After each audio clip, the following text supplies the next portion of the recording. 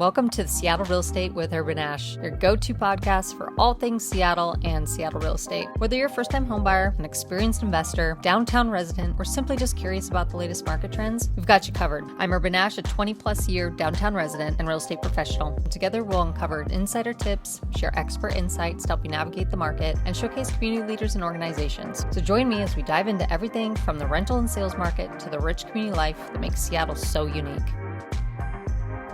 All right, thanks for joining today. We're going to be chatting with Siler King of the Portland-Moreland office.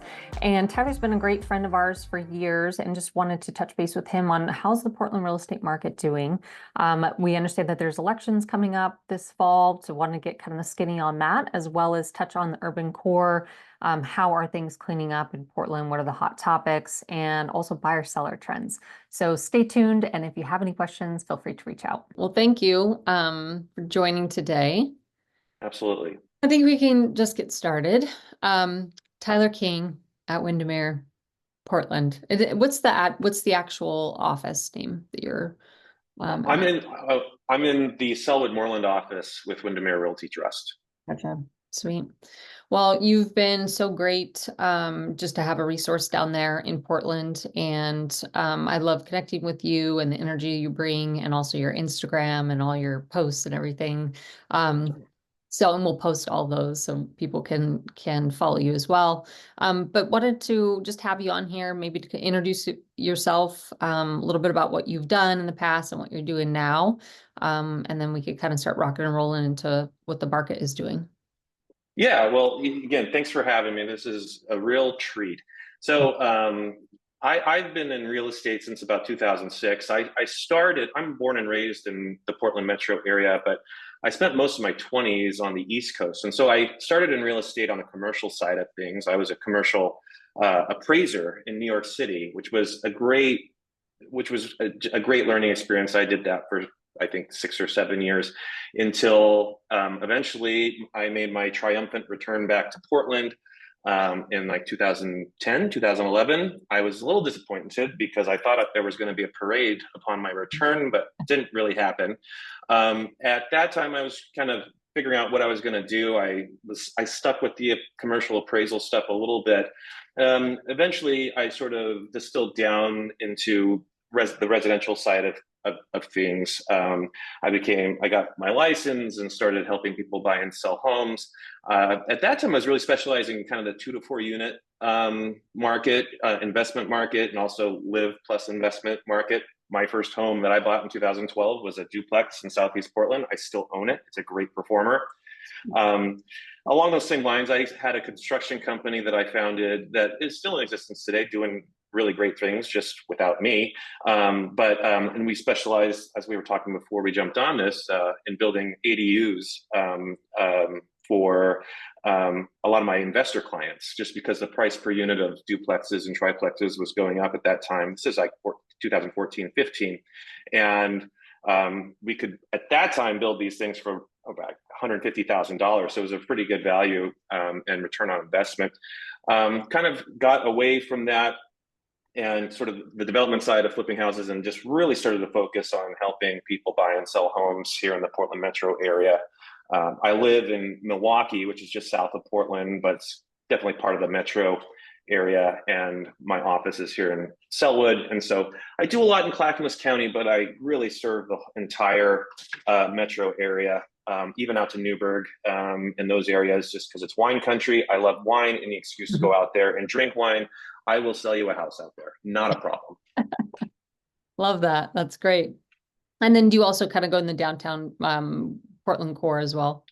Absolutely. Especially the close and southeast neighborhoods. I mean, I grew up in southeast Portland. That's really my bread and butter in a lot of ways.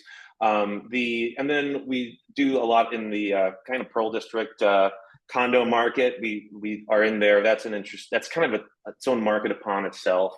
But yeah, so the close-in neighborhoods are kind of bread and butter of what we specialize in, that in Clackamas County. Awesome. Well, that was great. What is the Portland market doing right now? Good question. And I think it depends who you ask. Yeah. I feel like, inventory levels last month inventory was at 3.5%, which compared to where we were, in 2020, 2021, when it was like zero point 0.2 per 2 months or zero point 0.4 months or something like that, it seems like a huge difference. And it is, most of that's a function of the interest rates going up at the end of 2022. But so we're sitting at 3.5 months of inventory, which to me kind of indicates that we're in a pretty balanced market. I wouldn't call it a buyer's or a seller's market. There's a lot of little pockets within that. I mean, prices are still appreciating, although not at the 8 to 12% per year that we may have been seeing previously. We're seeing, 1.5 to 2.5% appreciation. And what we're finding is, the homes that are cream puffs, that are dialed in, they're staged, ready to go, they're in a desirable neighborhood, and they're priced correctly. We're seeing multiple offers all the time. That's not uncommon to see. Like I was saying before we jumped on this, of my 4 closings this week, 3 of them went above or significantly above asking price. So that is happening. However, if there's some functional obsolescence or some external obsolescence, like maybe you're on a busy road, maybe you have an awkward layout, something like that, or maybe it needs work. A lot of especially first-time home buyers, but I feel like our generation is different than like maybe the boomer generation. We want stuff that's done. The sweat equity thing is not as appealing to people, I'm finding, especially my age and younger. I think it might be a lack of resources in terms of funds and also just knowledge. We don't like stay in the same house for 30 years and fix it as we go. And so those are where there's some opportunities. If you are okay with being on a busier street, or you're okay with maybe a tertiary neighborhood or something, there's some real buying opportunities, because those homes will sit, and you have to price those homes accordingly. That you need to price those ones a little high, whereas the cream puffs you need to price a little low to sort of and get the frenzy going. So that's kind of the general lay of the land in Portland right now. Gotcha. And when you say they're escalating above asking, do you have a percentage, or can you just give an example of maybe a house that you sold that? Yeah. I can give, anecdotally speaking, it can be anywhere from like 2 to 3% over. I've seen stuff going, 5 to 10 to 12% over. We closed something on Tuesday. It was listed at $799. We closed at $862.5, I think is what we closed at. I have a home, something that just closed right before we jumped on this call.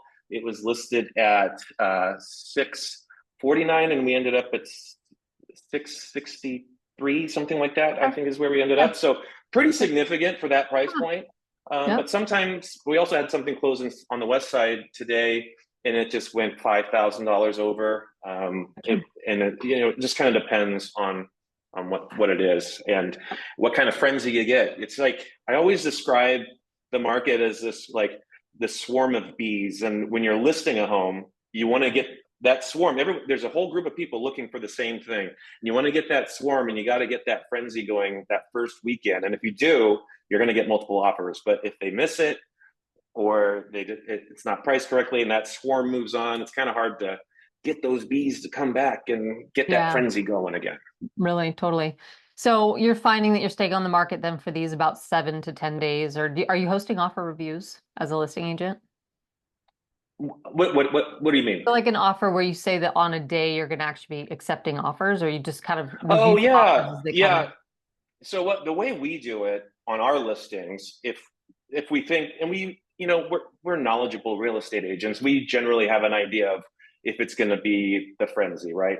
And so what we do, we generally list on a Thursday, and once the first offer comes in, we will update, and we'll set a due date for offers, update the MLS with how many offers we have. And so once we get that due date for offers, I reach out to all the agents who have submitted offers and say, hey, we have a total of 4 offers. If you want to amend the current offer you have, you're free to do it. Just get it to me by the end of the night. We're reviewing tomorrow morning, and we'll make a decision. That's a really equitable way of doing it, because it encourages people not to wait to the last minute. Go ahead and get your offer in first, and you'll have a chance to amend it. And that's what we encourage sellers to do. I mean, ultimately, they're a decision maker, and they Yeah. can accept anything Mhm. at any time. But we find that's equitable and leads to the highest return for the sellers. Yeah, that's a good strategy. Do you do the seller procured inspections before? Generally, no. I mean, Okay. that can be a double-edged sword, and it kind of depends on the property and kind of what the buyer pool we're trying to reach is going to be. Mhm. So it's very much a case-by-case basis. Um, when things are super fixers or something like that, I'm like, Oh I'd yeah, rather you them kind of know get what in it. there and do Yeah, it, 100%. But if I know it's like super dialed in or something, I think it can be beneficial. Yeah. I don't think it necessarily leads to a higher sales price, though. And so it's not a huge investment to drop the $600 for that pre inspection. But I Yep. don't know if it necessarily pays off all the time. It kind of Gotcha. depends on the situation. Yep. And then are you seeing buyers waiving financing, or everyone always has the financing contingency still? Uh, yes and no. I mean, when it gets frenzied, you got to throw everything in the kitchen sink at it Yep. to get it done. It Hmm. depends on the buyer too. If it's a 3% down buyer and they don't Yeah. have a lot of cash, we can't fill that appraisal gap very easily. And I don't want anyone to be in a tough spot. Hmm. But if you're competing with cash offers and you can waive that appraisal contingency, or we also will do things like write in a floor for repairs. We'll say we'll shorten the inspection period. Typically in Portland, we do a 10 business day inspection period. Maybe we'll lower it to 7 business days. And we'll Hmm. say we will not ask for any repair, any single repair, or any concession from a single repair for a single repair in terms of a credit or something under Hmm. $4,000 or something. So we're covered if we find out the foundation needs to be replaced for 115 grand. We're Yep. covered if we find out a new sewer needs to go in for 9 grand. But we're telling them like we're not going to nickel and dime. Yep. Yep. We're willing to take on the radon mitigation if the radon's high, because Yep. that's like 18, $2,000, kind of setting that floor. So that's one of the strategies we do. If we know it's really dialed, I don't have the stomach for waiving the inspection contingency altogether most of the time. Yep. It just gives me heartburn. Um, I'll say we won't ask for any repairs, and if you find something that's accumulating that you don't like, you can walk away, and you're not going to lose anything except for the cost of inspections. But so Yeah. that those are some of the strategies we'll use on the buy side to sort of sweeten the pot, and also like I say, I've been in the business here in Portland for a long time. I have a lot of relationships. Windermere Realty Trust is a large company. We have 7 branches here, and like it's great when I know the other agent and I can, hey, remember how great I am? Remember how much fun it is to work with me? And there's a lot of that goes into it when you're Yeah. trying. It's not about, not that they're going to accept my offer because it's not as good as another one, but maybe I'll get some extra information or something, or I have a Yeah. little bit more insight, or I know what the seller's really looking for, and I can sort of hone it to that seller. Yeah, totally. Yeah, those are all strategies that we implement up in Seattle. I think we're a little bit more rigid in that we do the seller pretty much regularly unless it's a fixer house and kind of, the situations you change, but we are doing those pre-inspections. And if you're going into multiple offer scenario, our big ones are you're waiving financing, which is you're waiving appraisal. And so you have to kind of, go through those extra steps of vetting the buyer being able to do that, obviously. Um, but that one's pretty much, you have to. Financing, inspection, title, in most cases, earnest money is released right away. So that's another thing that we Mm, sweeten the pot is that, we're waiving all these things, but we're also going to give you, 20K or on up to 100K in earnest money released right away, right? And we're going to close yeah, 10 days. So we get, yeah. it's very competitive in certain scenarios up here as well. And those are just kind of a couple of things that we do. Down in Arizona, licensed down there, they don't do any seller procured inspections at all, and they don't waive financing at all either. So even kind of in the frenzy where they have multiple offers, it's pretty cut and dry, and you're sticking to what the contract says, although there are certain things that you can tweak, obviously, like the inspection days and all that sort of thing too. But Hmm. um, yeah, it's just kind of interesting. All the markets have kind of their own different thing, and what they do norm-wise when in the multiple offer scenarios. Yeah, every market has its vibe, you Yep, know? totally does. Yeah. So let's actually, speaking of markets and different vibes, how about downtown Portland, specifically for condos, and just kind of maybe even touch on the politics there and how the urban core is cleaning up and what is the general sentiments right now? Yeah, well the condo market, especially the Pearl District, sort of the close-in condo market, this isn't a huge condo market in Portland in general. It's just Mhm. a smaller percentage, I think, than what maybe Seattle has, or especially what like New York City or something has, Yeah. or Miami or something like that. It's been it lags behind. I mean, the inventory citywide for condos I think 7.5 months, like basically double the inventory of the market as a whole. Mhm. Marketing times are a lot longer, and there's just a lot. It's That is definitely a buyer's market. Maybe some opportunities there, especially in the Yeah. nicer buildings, but that has not caught up and seen the same frenzy, or that frenzy has fallen off further and quicker than the market as a whole. Now, Yeah. Portland, the downtown core, in terms of sort of what's it like?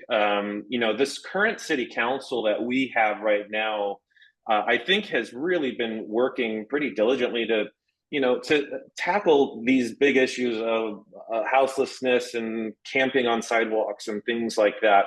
The previous iteration of city council did a lot of damage and this is I'm editorializing here a little bit, Yep. but I think they did a lot of damage, especially with new laws with the rent control and relocation assistance. We've seen the lowest number of multifamily permits being pulled this year than since 2009. And if you remember 2009, we're coming out of 2008, which was scary.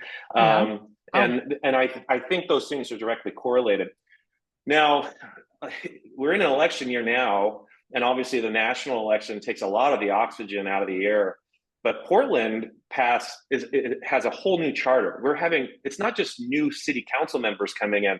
We have a whole new city government, that it remains to be seen how this actually works.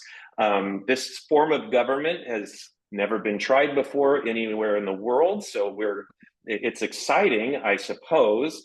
And we're going, but what's the way it's set up with the ranked choice voting that they're doing, plus the way it's districts instead of the city at large, it seems to be it's going to be very incumbent friendly. And okay. so, what I think that means for the city of Portland is the election in November, who were elected. And keep in mind, I think last I checked, there was over 100 people running for city council. Over 100 people. I think it was Oh my. 117 or something. So Yeah. how voters are going to sift through that is a challenge unto itself.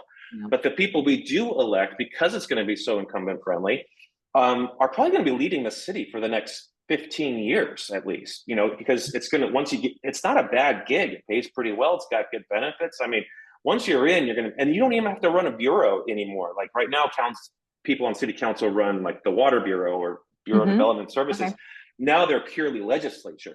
legislators, and so they just have to show up twice a week and yell at each other. And so it's not a bad gig, and I think the people who are elected are going to be there for a while. The good news is there's a lot of really fantastic people running, and I highly recommend anyone who's in Portland to check out the Portland Metropolitan Association of Realtors Voters Guide. I'm the chair of the PAC trustees. I'm on the Realtor Advocacy Committee.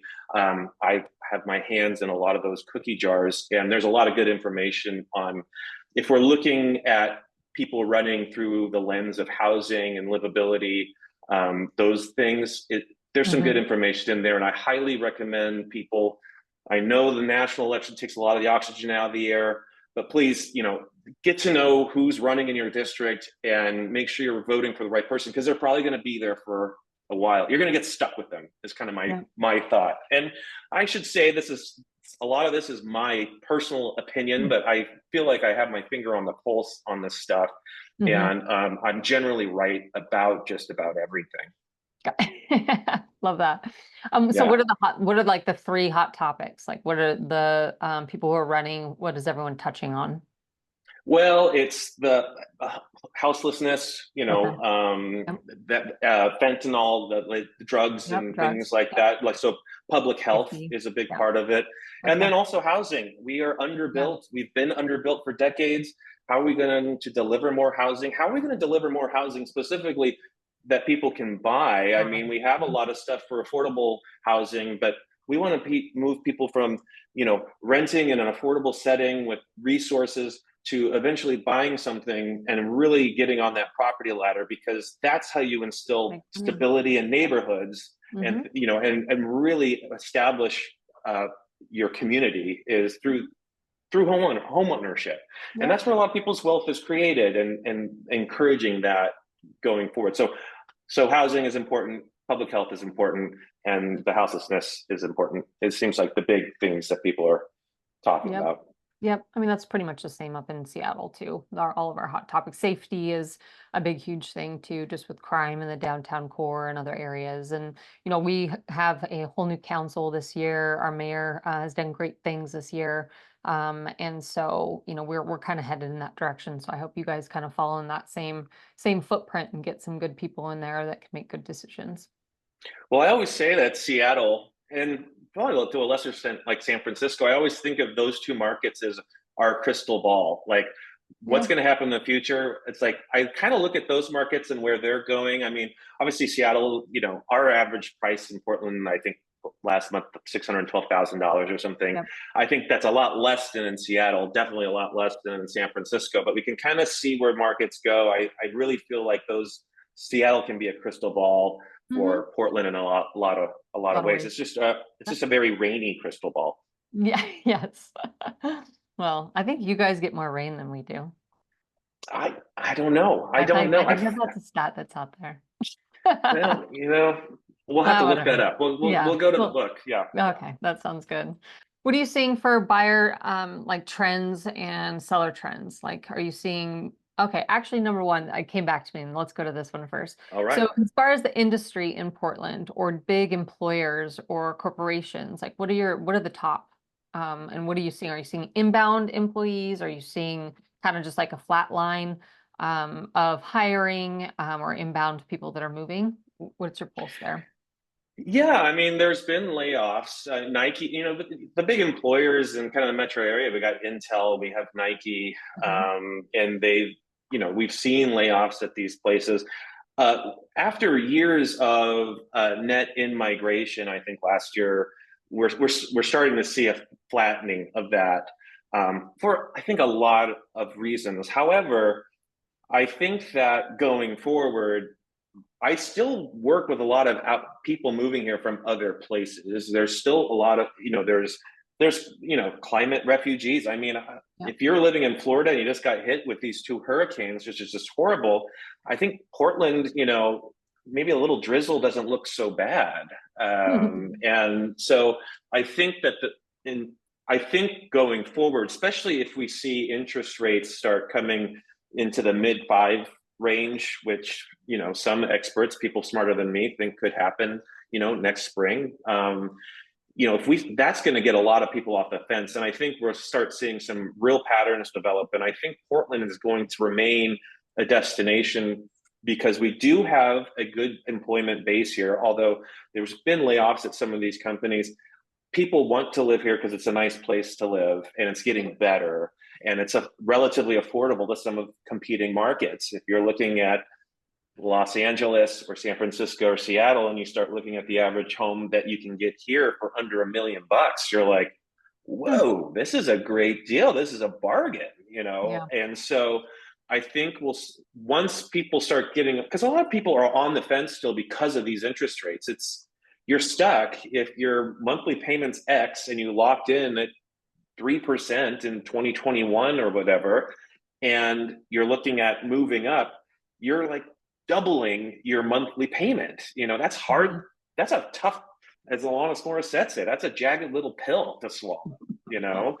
And Yeah. so as interest rates come down, I believe we're going to see a lot more people coming to this metro area just because Hmm. of all the things I said. It's a nice place to live. Yep. And I'm That's here. yep. You're there. And you're there to help them. which is Yeah. us. Yep, that's great. All right, so buyer trends. Anything you're seeing with what buyers are seeking or how they're behaving? Yeah, turnkey is important. A turnkey, the premium for turnkey dialed in cream puff properties is bigger than I think it's ever been. Mhm. Things that need work, and we were talking about this before, whether it's because of resources or skill set or whatever, most buyers in the marketplace that I'm seeing want something that's ready to go. Mhm. They don't want a project. And so there's the premium for that, I think, has been increasing over time, and it's more now than ever the premium you get for the cream puff than you did before. Mhm. Maybe people lack vision, I don't know, but that's what the buyers are looking for, is things that are ready to go. And that's why well presented properties, we stage all of our listings. We get it, the return on investment for staging and paint and maybe some Mhm. fresh carpet is 4x, 6x. And like, where else can you get 4x on your money in 60 days? Yep. It doesn't exist. It's a great investment. So it's worth it because the premium is so great for stuff that's ready to go. Yep. Yeah, sometimes it's hard. We want all of our inventory to be at its prime, right? And so we want every home to be, like you said, fixed up, ready to go, staged. We want to have all the marketing and all that sort of thing. But sometimes you run into those sellers that maybe they just don't have the ability to do that prep work ahead of time or whatnot. And that's kind of when you try to give what you can give to make it, I guess presentable or targeted for that specific buyer who's willing to take on some of those different projects on their own. Are you running Mm-hmm. into owners being open to fixes, or is it kind of a conversation that you're having to do, and how do you get creative with that? Well, this is kind of a plug for Windermere here, but we have a program that we use called Windermere Ready, and you can borrow up to $100,000 for whatever costs it takes to get a home ready to go. Perfect example. I just closed something like a week and a half ago in Damascus, which is in Clackamas County, and it needed paint, it needed new carpet, it needed deep cleaning, it needed the person living there to no longer live there. Mhm. And so we were able to borrow with the Windermere Ready program. It takes about 10 days to fund. And I think we borrowed for that $27,000 for this. This was a $400,000 townhouse. And Mhm. a lot of that, we paid for the carpet, we paid for the paint, we paid for the landscaping, we paid for the pressure washing, I paid for the staging, we paid for staging. That's how we do it. And then also it paid for rent for the new apartment that the person living there was going to. And the total cost for that $27,000, because we sold pretty quickly, he was motivated. I think the total cost was like $1,600. Was what the Oh, total cost, interest and everything yep. included. So it's kind of in the larger scheme of things when you were talking about a real estate transaction. Sometimes we talk about $2,000, $5,000 in a real estate transaction. It's like, that's a lot of money, but it's not much when we're talking about these huge Yeah. purchases. Yep. And it's totally worth it. So we've been using that Windermere Ready program a lot because it's so easy. It's easy to qualify. It's easy to fund. And then it gets paid at closing and it's just coming out of your proceeds. So that's one tool that we've been using a lot because most of the time when it comes to paint, carpet, and things like that, and vacating, it's the return is so great. It more Yeah. than pays for the cost of the loan. Yep. Definitely. Good. Well, that's great. Are there any other seller trends that you're seeing? I, yes, I think that our parents are an interesting, Mhm.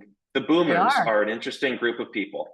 100%. And there's a lot of boomers in the market. And I go on a lot of listing appointments with folks that, they're retired, they have a lot of equity, they also usually have a lot of stuff, and they are paralyzed with all the options on where they're going to go, what they would how they're going to redeploy this money and what it's going to go to.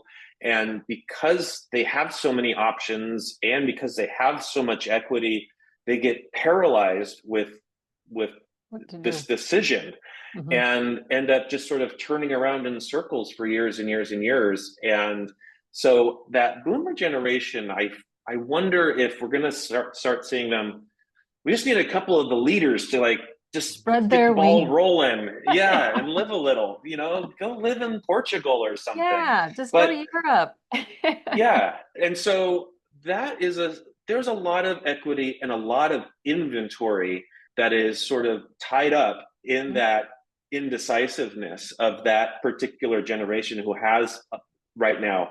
And so I'm curious to see as they age what's going to happen, because a lot of these folks own prime real estate in prime desirable neighborhoods, and these homes um, offer great opportunities for the next generation. And so I'm curious, that's a trend I'm curious to see where it goes, because there's a lot of indecisiveness on that, especially with interest, where the interest rates are. That makes it even more difficult, Hmm. because wherever they go, if they're having to borrow anything they don't like, although they all remember the 80s when interest was 17% or whatever, I just Yeah. remind them of that. But so that's an interesting trend that Yep. I'm keeping an eye on out That's there. good. Yep. And I agree with that. And I do think that that's one of the things that we're definitely witnessing. And even personally, my parents and how there's so many decisions to be made, and so many options, but sometimes I don't think that they realize that those options are for them too. Like they can go live Mm-hmm. in, try sell their house and go live in Europe, and then come back or Mm-hmm. travel or do whatever. And also, then it comes down to the financing aspect of it too, because they do have so much equity, but they need the equity to roll over to the new place, and you're not necessarily doing multiple offers with contingent, purchases. So at Mm-hmm. least up in, our area in Seattle, you really just don't see a multiple offer scenario being accepted for a contingent deal. So Yeah. that kind of creates, all right, well, there's these bridge loan projects and or products and just different things. You have to get creative. So yeah, Mm-hmm. we'll continue to watch the drama unfold in that segment of the market for sure. Well, the other thing they don't remember is, I find when I'm interviewing these folks, or even my own parents for that Yeah. matter, when I'm on listing appointments or whatever, they feel like this is the last big decision they're ever going to make. Like whatever they decide they're going to do, they're going to have to do it forever. Hmm. And I try to remind them, go try this, try it for a little Hmm. while, and if you don't like it, guess what? You have a lot of equity in your pocket. You can pivot. Hmm. Try something else. And so there's a lot of options, and I think they have to choose one and go with it for the rest of their lives. So Yep. we'll see how it all plays out. Yep. That's a big chunk of real estate that It is really tied up is. in that. Yep. Great. Was there anything else you want to share? This has been great. We've covered a lot of topics here. I don't think so. This was a lot of fun. Good. All right. Well, thank you. I appreciate it. If there's any questions, feel free to chime in on chat. Otherwise, we will be reposting this next week, and provide all your contact information. And if anyone has any questions about the Portland real estate market, definitely do reach out to Tyler, or I could connect you as well. And really, really appreciate your time. Yeah. Thanks again for having me. Yeah, you bet. All right, everyone, take care. We'll see you next time.